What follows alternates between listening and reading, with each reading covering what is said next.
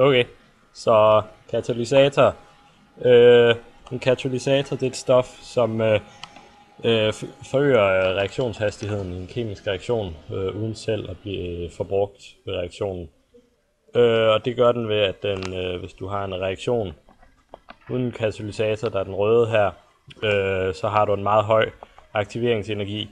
Så katalysatoren, den kan gå ind og dele den reaktion op i nogle elementare reaktioner, som har en betydeligt lavere aktiveringsenergi, og så kan reaktionen forløbe meget hurtigere og under nogle omstændigheder, det ellers ikke ville kunne lade sig gøre i. Der er to slags katalyse. En homogen katalyse og en heterogen, hvor at katalysatoren og reaktanten enten er blandet sig, indgår i en homogen eller en heterogen blanding. En inhibitor, det er det er der eksempelvis i aspirin. Det er acetylsalicylsyre. Det er sådan set det modsatte af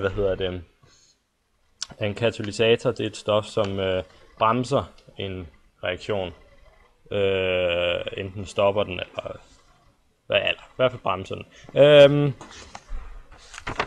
Og acetylsalicylsyre, det fungerer jo så ved, at det går ind og bremser nogle enzymer i kroppen, som ellers ville gøre, at man følte smerte.